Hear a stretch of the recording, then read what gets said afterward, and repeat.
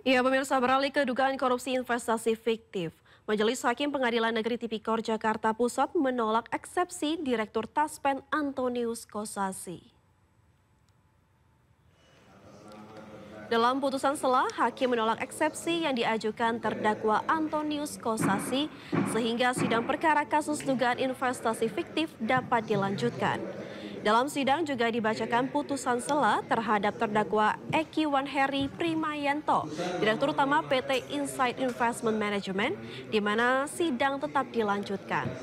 Antonius diduga merugikan negara hingga 1 triliun rupiah dalam dugaan korupsi investasi fiktif. Antonius diduga membeli 11 apartemen dan 3 bidang tanah dari hasil dugaan korupsi tersebut. Antonius juga diduga memperkaya diri sendiri hingga total 34 miliar rupiah.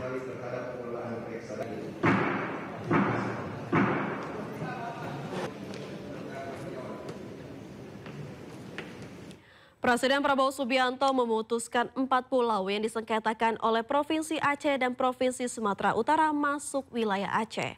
Hal tersebut disampaikan Menteri Sekretaris Negara Prasetyo Hadi di Komplek Istana Kepresidenan Jakarta Pusat.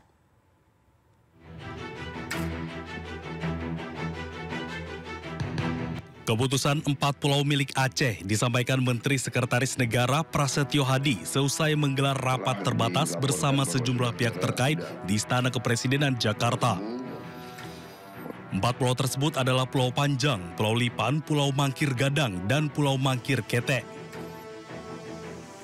Keputusan ini diambil setelah Presiden menerima laporan menyeluruh dari Kementerian Dalam Negeri serta berbagai dokumen dan data pendukung.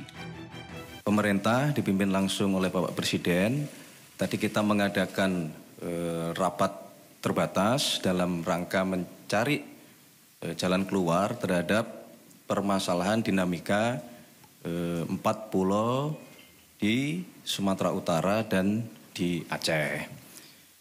Berdasarkan laporan dari Kementerian Dalam Negeri, berdasarkan dokumen-dokumen, data-data pendukung, dan kemudian tadi Bapak Presiden telah memutuskan bahwa pemerintah berlandaskan kepada dasar-dasar dokumen yang dimiliki oleh pemerintah telah mengambil keputusan bahwa keempat pulau, yaitu Pulau Panjang, kemudian Pulau Lipan, kemudian Pulau Mangkir Gadang, dan Pulau Mangkir Ketek secara administratif berdasarkan dokumen yang dimiliki oleh pemerintah adalah masuk ke wilayah administratif Provinsi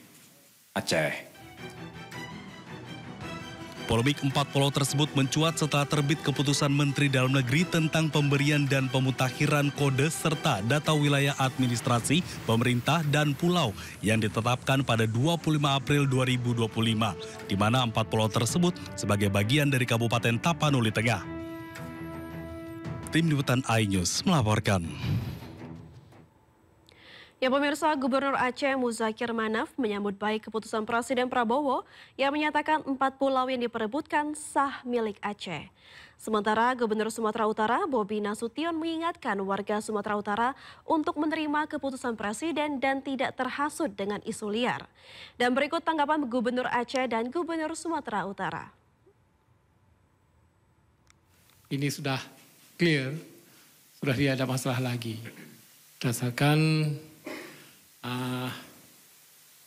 putusan Bapak Presiden dan Bapak Mendagri bahwa pulau tersebut sudah dikembalikan kepada Aceh.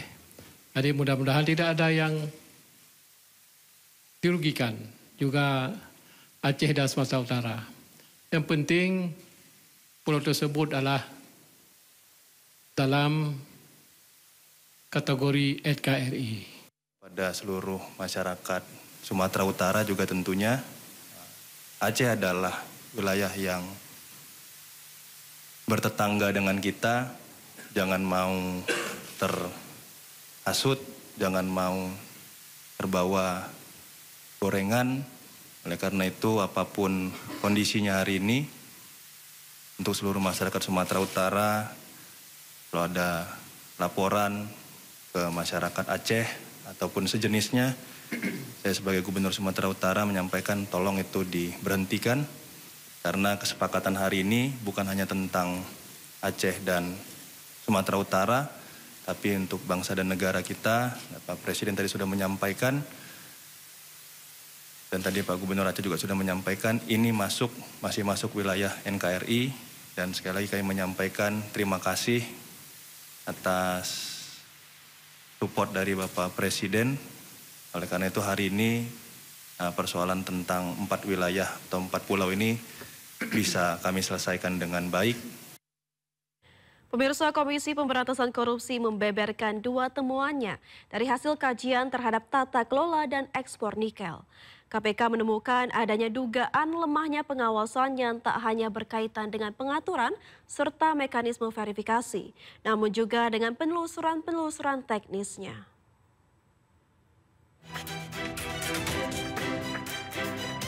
Komisi Pemberantasan Korupsi membeberkan 2 temuannya dari hasil kajian terhadap tata kelola dan ekspor nikel selama 2023. Juru bicara KPK Budi Prasetyo mengungkapkan temuan pertama adalah soal adanya potensi kerawanan terkait tata kelola nikel.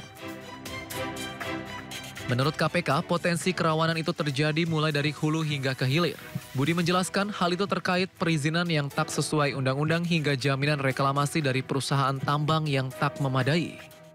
Di antaranya adalah terkait dengan mekanisme perizinan yang tidak sesuai dengan ketentuan perundang-undangan.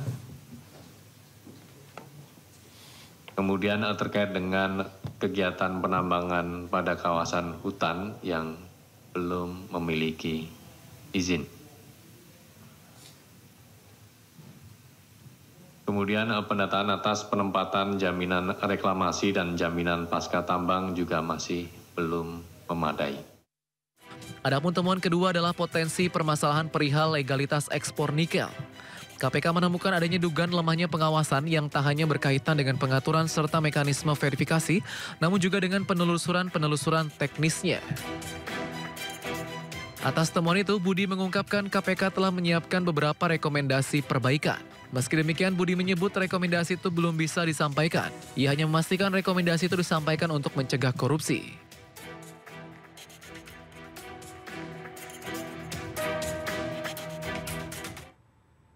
Wakil Menteri Pendidikan Dasar dan Menengah menggelar sidak proses penerimaan murid baru di 4 SMP negeri di Kota Bandung. Informasi selengkapnya usai jeda berikut, tetap di Sindo Siang.